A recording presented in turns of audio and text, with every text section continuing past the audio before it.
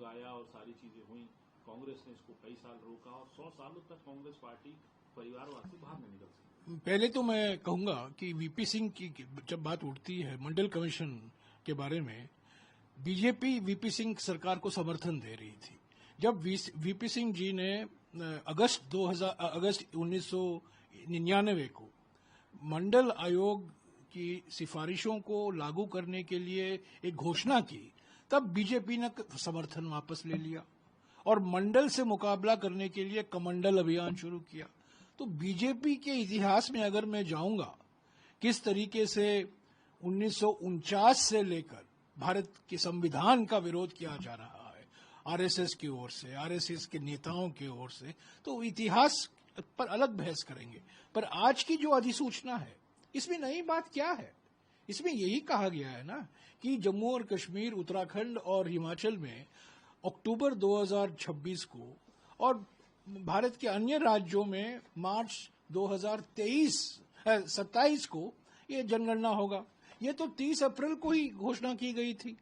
तो ये बहुत प्रचारित अधिसूचना था। अरे फोटो आए, गृह मंत्री बैठक ले रहे हैं, गृह मंत्री ये कर रहे हैं, गृह मंत्री वो कर रहे हैं।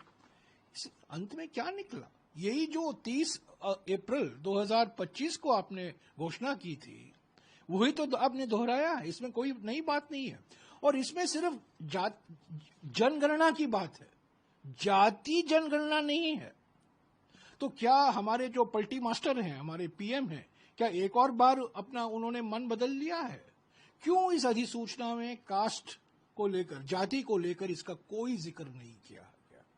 हालांकि 30 अप्रैल को घोषणा की गई थी। मैं बताता हूं, देखिए 28 अप्रैल 2024 को प्रधानमंत्री कहते हैं जो लोग जाति जनगणना की बात करते हैं वो अर्बन नक्सल के सोच हैं। कांग्रेस नेताओं को अर्बन नक्सल उन्होंने कहा। तब देखिए सुप्रीम कोर्ट में जाते हैं। सुप्रीम कोर्ट में 23 सितंबर 2021 को एक एफिडेविट दाखिल किया जाता है मोदी सरकार की ओर से और कहा जाता है कि कास्ट सेंसस हम नहीं करवाएंगे, ये हमारी नीति के खिलाफ है। तब लोकसभा में एक सवाल पूछा जाता है। ये सवाल पूछती हैं रक्षा निखिल कांडसे, जो अभी मंत्रिमंडल की एक सदस्य हैं, महाराष्ट्र के सांसद हैं, और वो सवाल पूछती हैं लोकसभा में। और लोकसभा सवाल के जवाब में उत्तर आता है मोदी सरकार के मंत्री से कि जाति जनगणना हम नहीं कराएंगे, हम इसके पक्ष में नहीं है, हम इसका विरोध करते हैं। हालांकि 30 अप्रैल 2025 को अचानक जो पलटी मारते रहते हैं हमारे प्रधानमंत्री, उन्होंने अपना मन बदल दिया और कहा कि कास्ट सेंसस होगा। यानी कि कांग्रेस का दबाव जो था, राहुल गांधी जी, मल्लिकार्जुन खड़गे जी और कांग्रेस पार्टी का जो दबाव था कि जाति जनगणना कराना जरूरी है, उस दबाव में आकर उन्होंने वो घोषणा की।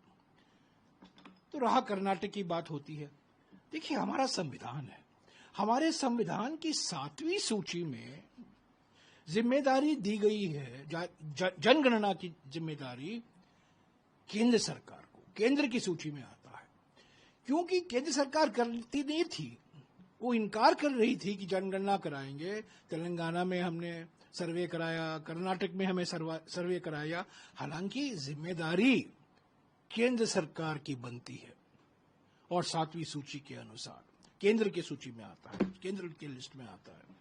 तो हमारा सवाल यही है कि जो तेलंगाना मॉडल है, तेलंगाना में न केवल जाति गिनती हो रही है, पर जाति की जो सामाजिक और आर्थिक जो स्थिति है उस पर भी जानकारी हासिल की जा रही है। हम मानते हैं, हमारी मांग ये रही है कि राष्ट्रीय स्तर पर तेलंगाना मॉडल अपनाना चाहिए। उस पर यह बात कुछ नहीं की गई अधिसूचना में। टोटल खर्च इस जनगणना में 10,000 करोड़ रुपया होगा।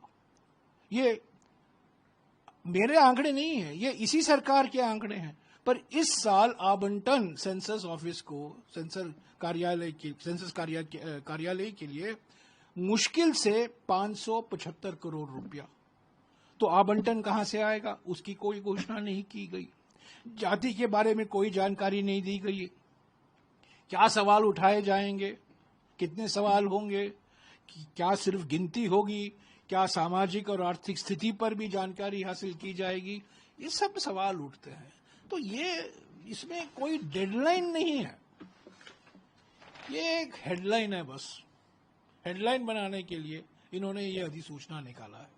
अभी बहुत से सवाल हैं और हमारे ओर से हम ये दबाव बरकरार रखेंगे कि तेलंगाना मॉडल राष्ट्रीय स्तर पर अपनाना चाहिए।